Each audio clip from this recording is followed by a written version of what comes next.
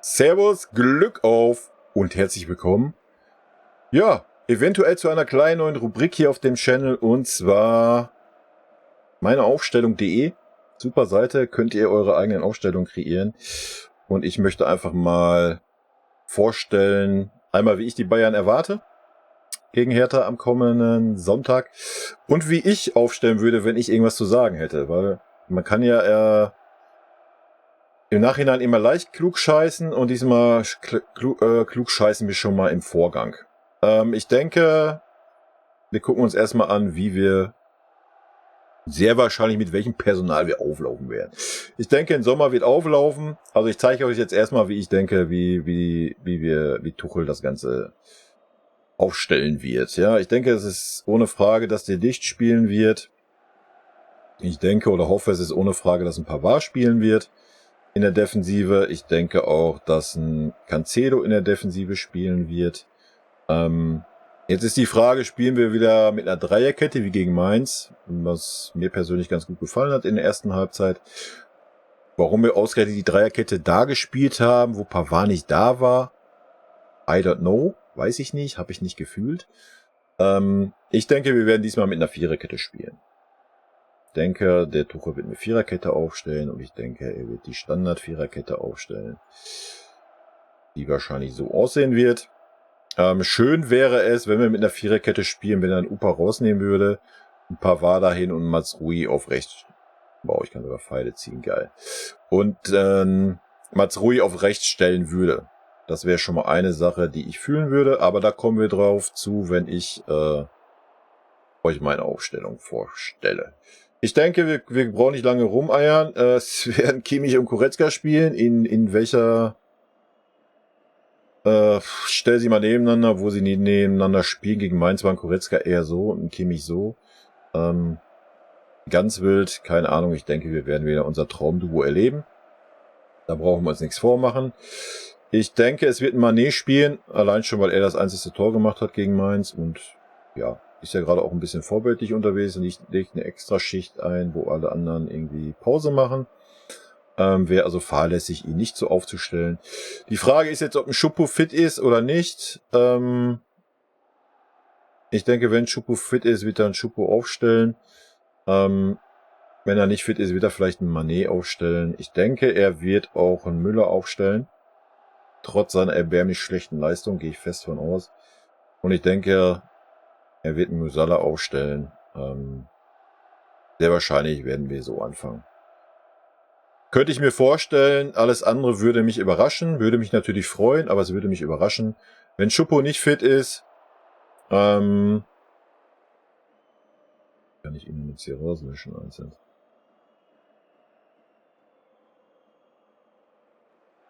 Gar nicht, oder? Naja, könnte es gut sein, dass Mané da hingeht und ein Coman reinkommt. Ja? Könnte ich mir sehr gut vorstellen. Aber ich denke so, das Standardpersonal wird wieder auflaufen, egal wie sie gerade performen. Gut, kommen wir mal zu meiner Aufstellung, wie ich aufstellen würde. Oder natürlich wegen der aktuellen Lage, wie die letzten Spiele waren. Ja, das sollte klar sein. Nicht, wenn wir jetzt davon ausgehen, alle hätten Normalform. Meine erste Änderung wäre Ulle ins Tor. Warum Ulle ins Tor? Also erstmal sehe ich den Sommer nicht ganz so kritisch, wie er teilweise jetzt geschrieben wird. Man wusste, dass er kein Riese im Tor ist. Man wusste, dass er stark auf der Linie ist, beziehungsweise dass er starke Reflexe hat aus kurzen Distanzen. Das hat er auch ein, zwei Mal gezeigt bei uns. Er kann auch, wenn er rankommt an die Flanken, die ganz gut runterholen. Aber wir haben gesehen, dass er teilweise echt Böcke schießt und ihm teilweise halt wirklich so ein paar Zentimeter fehlen. Da kann man jetzt argumentieren, vielleicht auch einfach das Stellungsspiel, ja, dass er vielleicht nicht ganz passt. Im Aufbauspiel eine Katastrophe, von Spiel zu Spiel schwächer, leider, muss man so sagen. Am Anfang war es noch ganz okay, von Spiel zu Spiel schwächer geworden. Ja, und ich glaube halt einfach auch noch nicht so super integriert in die Mannschaft. Und ich glaube auch, dass das auch eine Sache ist, die in der Mannschaft nicht wirklich gut angekommen ist. Erstmal, Ich fand den Transfer völlig okay. Ja, musst du holen, wenn du die Chance hast. Wenn Neuer so eine Scheiße macht und ausfällt, musst du einen Sommer nehmen, wenn er auf dem Markt ist. Punkt. Ja, auch für das Geld, das war völlig okay. Klar hätte es ein bisschen billiger sein können, aber klar, die Gladbacher wussten auch, wir brauchen die Kohle. Wir brauchen den Torwart und ja, dann zahlen wir halt ein bisschen mehr Geld. Aber, das große Aber, man hätte sich halt hinstellen müssen und sagen, Leute, so, Sommer, Ulle, ihr beide spielt jetzt um die Nummer 1. Ja. Erstens wäre der Konkurrenzkampf gewesen. Dass man Sommer holt, musst du. Nur weil nicht mal, wir hätten gesagt, Ulle spielt, der verletzt sich auch noch, dann stehen wir ohne einen erfahrenen Torhüter da. Also es war vollkommen richtig, einen Sommer zu holen, aber man hätte vielleicht auch erstmal dem Ulle das Vertrauen geben sollen. Die Frage, wäre dann Sommer gekommen? Wahrscheinlich nicht, weiß ich nicht. Schwierig, was man da für Versprechungen gemacht hat, weiß ich nicht. Aber es war für mich ein Schlag ins Gesicht für den Ulle, ja, der es in den Spielen vorher okay gemacht hat. Klar hat der Ulle auch mal den einen oder anderen Bock drinne, liegt aber einfach darum, weil er keine Spielpraxis hat. Ja, muss man mal ganz klar so sagen. Und ja, auch im Aufbauspiel ist er jetzt keine Koryphäe, wie es ein Manuel Neuer ist. Aber wenn er ein bisschen Spielpraxis hat, ist er da auch super sicher und versucht da auch gar nicht erst irgendwie die Zauberdinge zu machen, sondern macht die klaren Dinge und gut ist. Ja, genau das, was wir eigentlich aktuell brauchen. Und ich denke, es wäre jetzt mal ein schönes Zeichen an die Mannschaft und der Ulle kennt die Vorderleute einfach auch schon ein bisschen länger und ich denke, es wäre einfach mal ein anderer Geist vielleicht auch in der Mannschaft und würde vielleicht dem einen oder anderen da hinten auch ein bisschen mehr Sicherheit vielleicht geben. Weiß man nicht, ich würde es ausprobieren, ich würde einen Ulle reinhauen. Gut, ansonsten, ja, Mr. Zuverlässig brauchen wir nicht überreden, über die Licht, war? Keine Frage. Als zweites wird bei mir ein Pavard in die Innenverteidigung kommen. Ja, ich bin eigentlich auch ein Verfechter von einer Dreierkette bei uns. Fühle ich. Allerdings ist ein Opa aktuell nicht wirklich in Form, wie wir sehen, und super unsicher. Von daher würde ich ihn nicht aufstellen. Von daher würde ich mit einer Viererkette spielen. Ganz safe, definitiv Mazraoui. Ja, das ist eine absolute Kanone. Er hat's gezeigt bei uns. Ich verstehe nicht, warum man ihn... ja, er ist halt nur gegen Mainz gespielt, gezwungenermaßen halt. Finde ich super schade. Wie gesagt, für mich eine absolute Kanone, kann Weltklasse rechter Verteidiger werden. Er braucht halt einfach die Spiele wieder. Ja, er war super überzeugend. War der einzige Neuzugang, der eingeschlagen ist bei uns. Also verstehe ich nicht, warum man da nicht auf den Jungen setzt. Wer bei mir gesetzt als rechter Verteidiger, sage ich euch, wie es ist. Das Schöne ist, dadurch hast du Pavard für die Innenverteidigung frei. Ne? Links stellt sich von alleine auf. Davis verletzt, Hernandez verletzt. Also Cancelo dahin. Jo, wir könnten sagen, ja, Stunny ist auch noch da. Wir könnten Stunny auch als rechter Verteidiger bringen, als linker Verteidiger, obwohl er auf links nicht wirklich seine Posi ist. Könnte man machen. Ich sehe gerade meine Birne. Ich muss mal ein bisschen hier rüber rucken, damit ihr auch den Mazraoui hier vernünftig seht. So, ich kann ihn ja noch ein bisschen rüberschieben. Ja, Stunny wäre für mich dann die erste Wechselalternative. Sollte einer von den beiden große Schwächen aufweisen, was ich mir nicht vorstellen kann. Er war der Cancelo war mit der auffälligste gegen Mainz. Mazraoui jetzt auch super gemacht, erste Halbzeit. Ist zweite Halbzeit damit untergegangen, da müssen wir nicht drüber reden. Ist aber auch normal, wenn du die ganze Zeit nicht spielen darfst. Ja, jetzt kommen wir zu unserem Herzstück. Kimmich und Goretzka würden bei mir beide auf der Bank sitzen. Ich würde den Danny Blind voll reinschmeißen. Ja, auch wenn er unseren Verein sehr wahrscheinlich am Ende der Saison verlässt, was völlig okay ist. Das heißt ja nicht, dass man ihn die letzten Spiele nicht bringen kann. Ja, er kann die Sechser-Position spielen. Und ich würde ihn da einfach mal bringen. Erstens aus dem Grund, Kimmich ist da komplett überfordert aktuell. Hat keine Form. Über Goretzka brauchen wir nicht reden. Von daher können wir gleich den nächsten hier aufstellen. Den Grafenberg würde ich da vorstellen. Hat den großen Vorteil, ich habe es ja in dem anderen Video gesagt, zu Hernandez, Dreierkette würde bei uns in der Bundesliga eigentlich reichen, mit einem echten Sechser dabei. Hier würde ich das Ganze, müssen uns nichts vormachen, Hertha wird mit 11 Mann hinten drin stehen, wird voll auf Konter fahren. Ja, gehe ich ganz stark von aus. Von daher würde ich Cancelo und Mazraoui halt weit nach vorne schieben. Ja, da haben sie beide auch die Qualität für. Und ein Blind wäre für mich ein ganz klarer Sechser. Ja? Höhe der Mittellinie, vielleicht 10 Meter in die gegnerische Hälfte und Ende. Ja? So, dass wenn wir im Ballbesitz sind, im Angriff sind, dass wir hinten auf eine Dreierkette gehen. Ja, das kann Celo Matsui rausschieben, weiter nach vorne schieben und wir dann auf Höhe der Mittellinie mit einer Dreierkette stehen, mit einem Blind da drin. Ja. Und wenn der Gegner im Ballbesitz ist, klar, wird das wieder verschoben. Dann gehen wir auf die Viererkette zurück. Die beiden ziehen sich weiter zurück. Und ein Blind drücken, tacken raus auf den Gegner drauf. Und Grafenberg, der klare Achter. Ja, Grafenberg ist auch ein Spieler wie Korecka, der eigentlich Platz braucht. Aber Korecka ist im Moment einfach unterirdisch. Ich glaube, es wäre mal gut, einen Grafenberg einfach mal von Anfang an das Vertrauen zu schenken. Und dann kann er einfach mal zeigen, ob er es denn nicht einen Tacken besser macht wie so ein Korecka, wovon ich einfach ausgehe.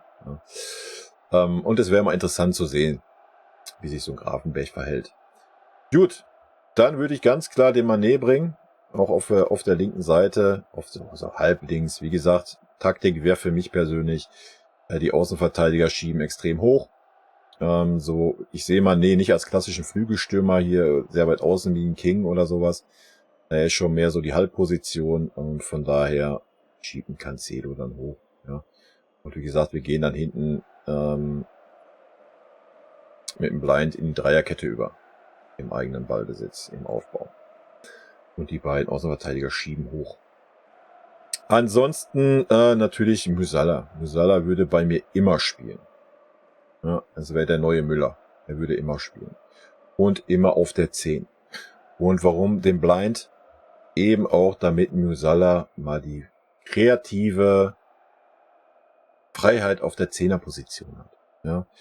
Ich finde es super schwierig, wenn Musiala halb 10er, halb 8er spielt, dann teilweise bis in den eigenen 16er mit zurückrennt, um da irgendwie einen Zweikampf zu führen, den eigentlich ein Kimmich führen müsste oder ein Korecka führen müsste.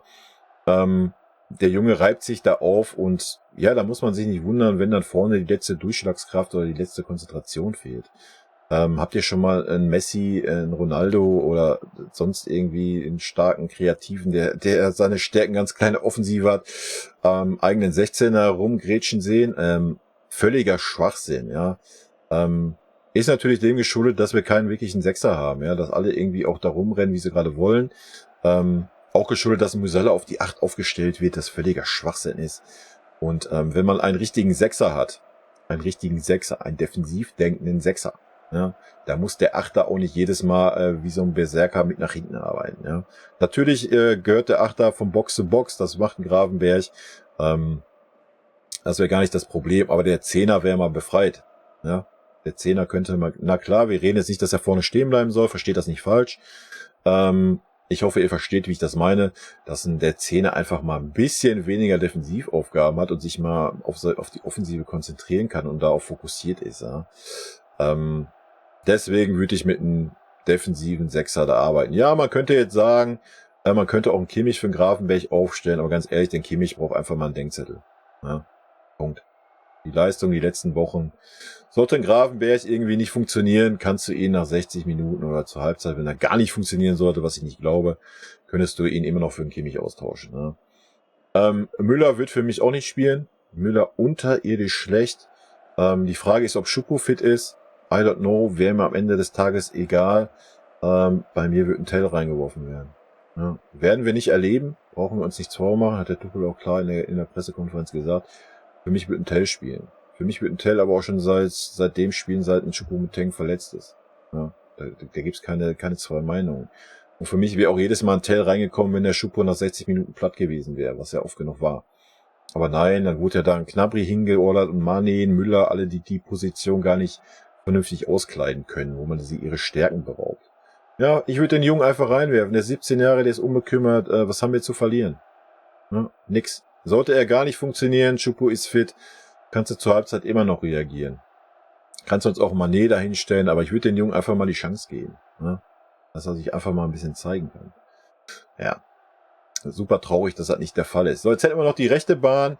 Auf der rechten Bahn haben wir natürlich die Qual der Wahl. Ja, Wir hätten King, wir hätten Sané, wir hätten Gnabry.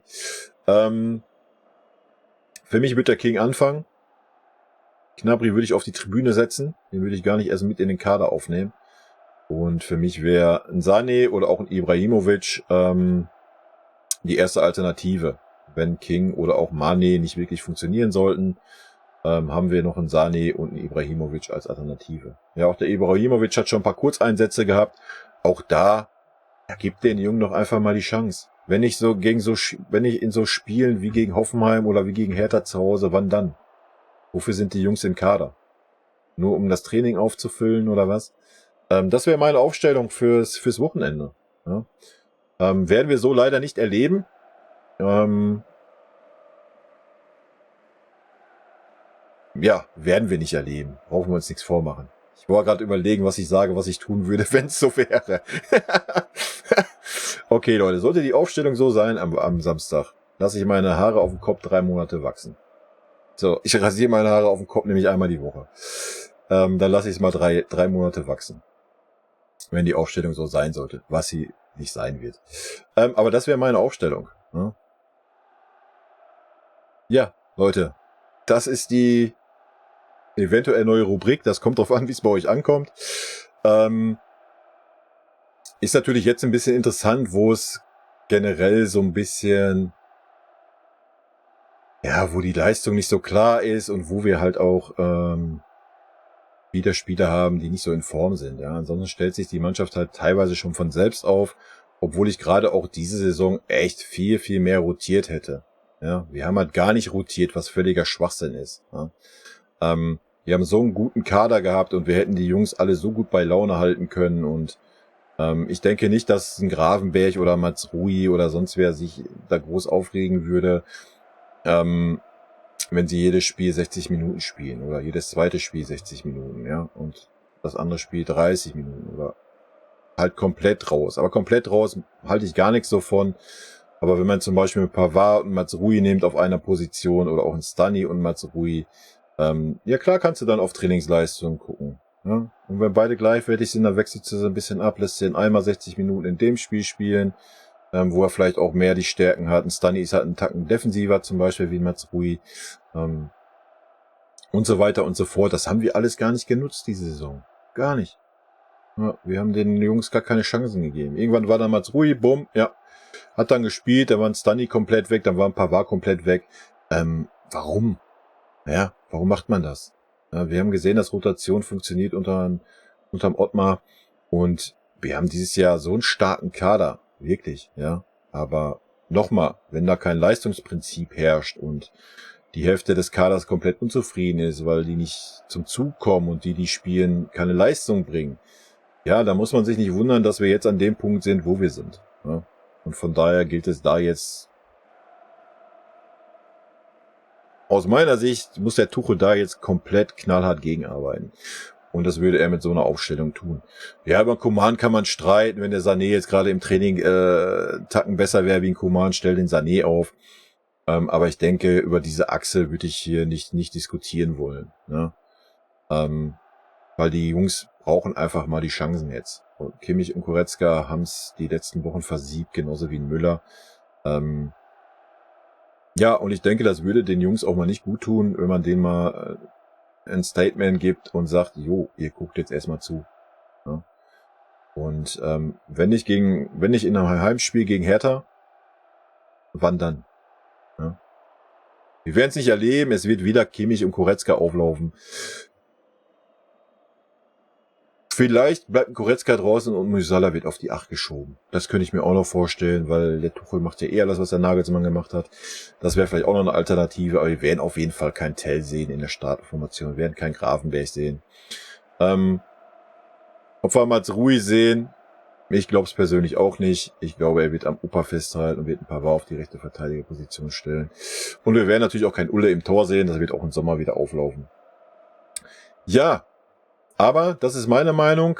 Haut mir gerne dazu was in die Kommentare, wie ihr das seht. Natürlich auch meine Aufstellung hier mit Risiko verbunden, mit einem Blind auf der 6. Ja. Hat er natürlich jetzt, bei uns hat er noch nicht so viel gespielt und na klar wäre das ein Risiko, aber erstmal, wir spielen gegen Hertha. Die werden jetzt nicht das Offensivfeuerwerk abbrennen, kann ich mir nicht vorstellen. Ja, und du musst jetzt einfach mal Zeichen setzen. Und das ist ein Zeichen. In diesem Sinne, rot-weiße Grüße gehen raus, bleibt gesund. Bis zum Wochenende.